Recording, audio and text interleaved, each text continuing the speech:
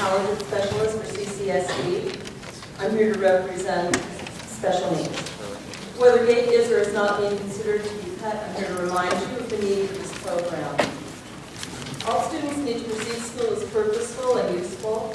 The regular classroom is geared toward majority needs, which may not be gifted needs.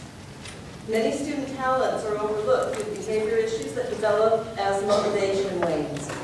Many gifted students exhibit attention deficits, learning disabilities in an area, which may actually be a non-traditional learning style. Gifted students need a different and specialized environment for at least part of the week. It must welcome what they bring to the table, draw out and expand their gifts, which are valued.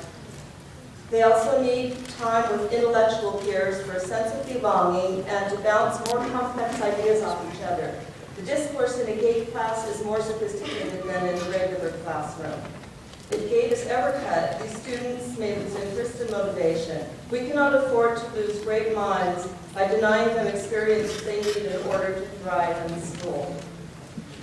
And I took some quotes from my students, my favorite of which is, the student compares to GATE or uses the analogy of depriving the blind of Braille class. He says, this program is kind of like people who are blind that need to learn Braille or deaf people with sign language. But we are not blind or deaf. We are smart and we need this class.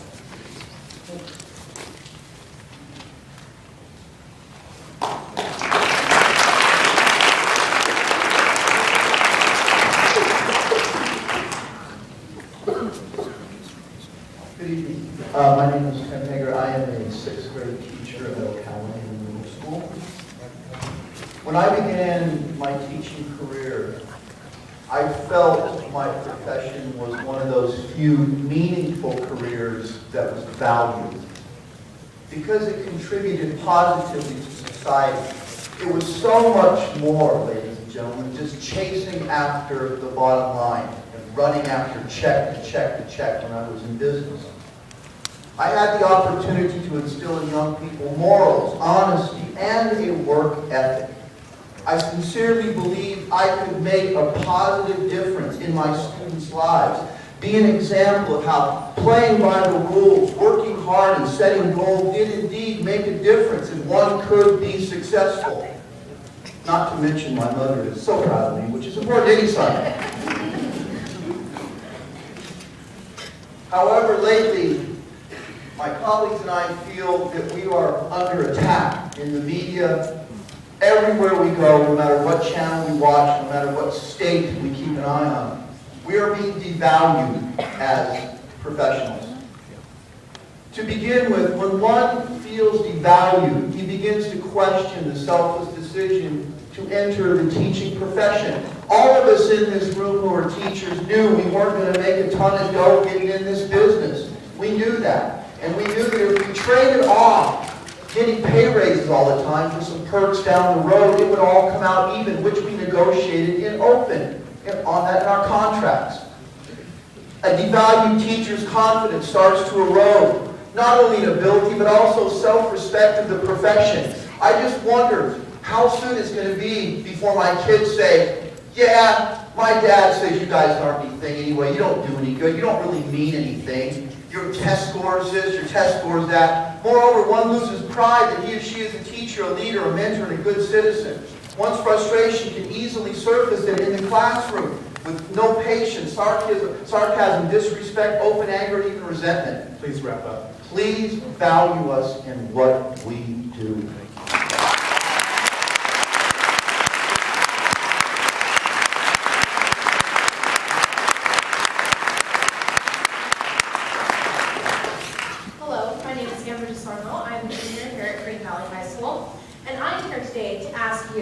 To fund education fully.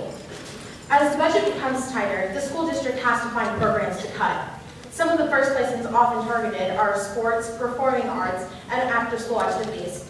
These may seem like non-essential elements to education, yet these programs are the very heart where we train and grow our leaders of the future. Discipline, hard work, team building, and time management skills that we, as students, develop while engaged in extracurricular activities transform us into the people who can and will make a difference in our communities all across the state. You know why education is important. You know that educating the youth of Nevada is an essential part of securing a prosperous future for our state. What you may not know exactly is how many segments of our community benefit when education is fully funded. Just as last weekend, I met students from all across the valley as we volunteered at the Children's Heart Foundation Walk. This opportunity came to us through various school groups. Community service is an integral part of many extracurricular activities in Clark County schools. Some groups that may have benefited from our efforts are the Square Food Bank, Opportunity Village, Hands and Feet Foundation, Babies Bounty, the National Parkinson's Foundation, UNICEF, the American Cancer Society, Henderson Animal Shelter, the City of Henderson, the Parks and Recreation Department, Senior Citizen Homes, and homeless and needy children in area schools. Most of these community service opportunities are available only to clubs and organizations because the need for volunteers under 18 must be supervised. 10 seconds. Without school groups and clubs, there are literally tens of thousands of volunteer hours that will be disappearing from our community. Thousands of families that we will help will lose so much of our hope and will have holes in their lives. This effect will be immediate and crippling. Please think not only about students and teachers, but about the families in our community as well. Thank you.